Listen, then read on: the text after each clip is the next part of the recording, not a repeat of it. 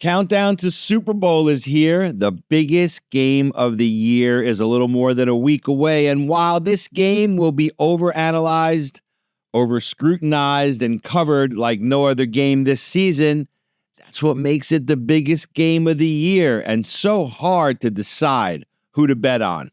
Every angle's exposed, every trend uncovered, and every philosophy shared by just about everyone with an opinion and a platform. And gamblers out there, this is my message to you.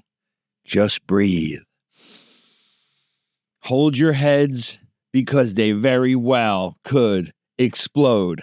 Welcome to Two for Your Money. Glad you're here. And if you like the show, don't forget to hit subscribe and follow us across all social media.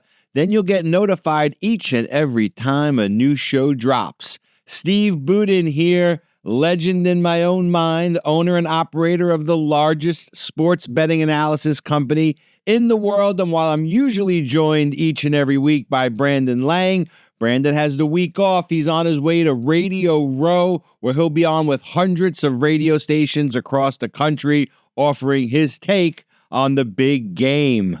Okay, before we talk a little Super Bowl, let's talk a little Las Vegas. It's a sunny place for shady people. I worked there for over a decade, and when it comes to gambling and overall entertainment, it's nothing short of the center of the universe. Now, while the super fan will always say that the Super Bowl itself is best watched live at the hosting stadium, the gambler like me will always rather be right there in Mecca in Las Vegas, Nevada, among fellow action junkies from all over the world. Look, to me, the Super Bowl is a corporate event with, most real fans being priced out and unable to attend. So you have elite businessmen, CEOs, Hollywood stars, the uber rich, most of which couldn't name 6 players on both teams combined. And they'll all descend upon Caesar's Superdome for one reason and one reason only, and that's to party. Gamblers, on the other hand, are going to flock to Vegas for their last chance to bet football until next season. The contrast couldn't be sharper. So try and guess where I'll be.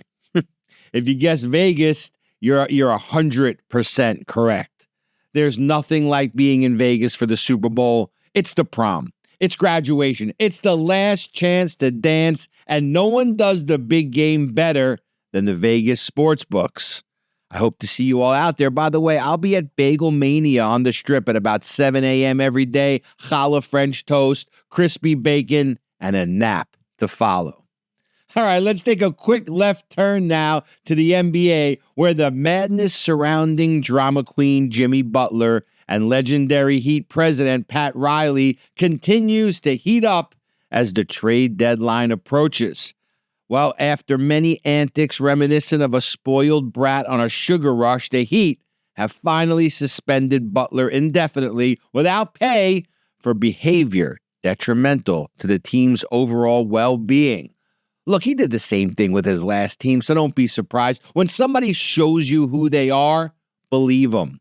Riley probably should have known better, but definitely knew the risks, and he rolled the dice. At this point, he's going to cut his losses, take the L, and move on like he always does. Look, in a perfect world, no owner would want to bring this type of cancer into their organization, but hey, it's not a perfect world. It's the NBA, where winning by any means necessary is the name of the game, and rewarding bad behavior is the norm. You see, long gone are the days of loyalty and honor and respect. The NBA tagline used to be, NBA, it's fantastic. Now it's NBA, I'ma get me. Case in point, 2 hotheads from my time, from yesteryear, Dennis Rodman and Metta World Peace, as crazy as they got, as unhinged as they became, they always had their teams back, their organizations back. But most of all, they had their teammates back. They were crazy loyal. We were lucky to root for and against them. They made the NBA fun and exciting. No one wants to see this crap today. And don't take my word for it. Just look at the ratings. They're down 40% since Rodman and Metta laced them up. Anyway, we'll see how the Jimmy Butler story ends. He wants his joy back. Check, please. All right, moving right along, let's shift gears from the NBA back to the NFL, where the fans are in the news this week. The Eagle fans. Oh boy.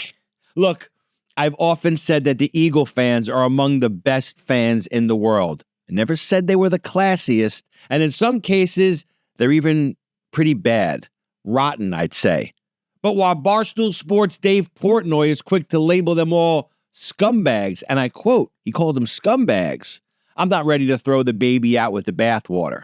Look, Philly's a tough town, guys. I used to work there. I lived in New York. I take the Acela train in. I do a show there on Broad Street. And New Yorkers, as tough as we are, and we're tough, we always say hello to everybody. You know, we walk down the street, we say, how you doing? I'm in Philly, my first time, walking down Broad Street. I looked at this girl. I said, hey, how you doing? A girl. She said to me, do I fucking know you? I don't fucking know you. And I was like, whoa, that's Philly. It's a tough town. And not just like tough guy tough. I mean, life in Philly, it's not easy. Nobody who could live anywhere they want to in the world says, you know what? I think I'm going to live in Philly. It's rough. Those Philly fans, they need their sports. They need that form of escapism. That's why they're so passionate about the game. Let's face it. Life sucks in Philly. And I say that with all due respect. So why do fans take it so serious? Because they have to. Do they often cross the line? Yes. Are they violent sometimes? Yes. Am I excusing that? Hell no.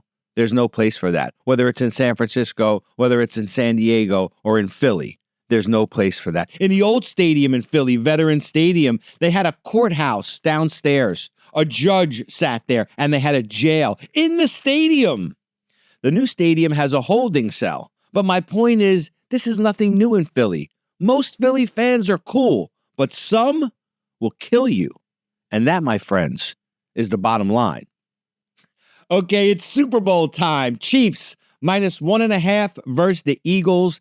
The total is 49. So the KC Chiefs face off against the Philadelphia Eagles. It's actually a rematch of the 2022 Super Bowl. In that game, the Chiefs came from behind to defeat the Eagles 38-35. They then beat the San Francisco 49ers last year 25-22. And now, as the Chiefs make their 5th Super Bowl appearance in the last 6 years, they can become the first team in history to win 3 consecutive Super Bowls.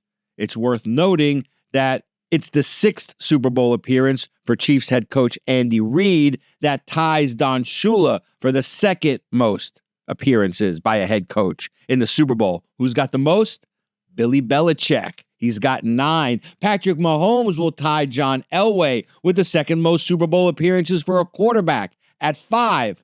Who's got the most? Tom Brady with 10. So as you're having your quarterback conversations this week, and you'll be having them, and you're discussing who the GOAT is, right? Who's the greatest of all time, look at your hands. How many fingers do you have? 10? Well, Brady's got a ring for every finger. What does that mean? Brady, my friends, is the GOAT. So let me give you some quick analysis on the game.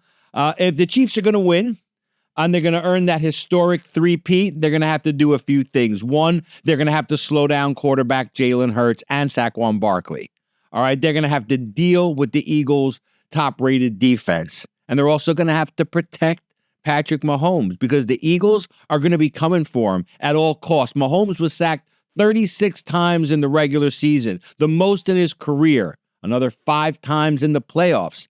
This is a potential problem that the Eagles are going to try to exploit, and they're going to need to exploit it if they're going to win this game. Now, here's the problem with Philly. We all know that Saquon Barkley's an explosion waiting to happen, but their passing game has been timid and predictable at best. Look, they're going to have to let it fly. They're going to have to take some chances on this game. They can't play not to lose. They're going to have to play to win and not worry about turnovers and not worry about making mistakes. They're going to have to pick their spots and take their shots, or they will get beaten. For free picks and Super Bowl winners, Brandon and I are going to be back next week to break it down and bring the heat. But before I sign off, let me talk to the gamblers for a second. let me give you some betting advice about this Super Bowl.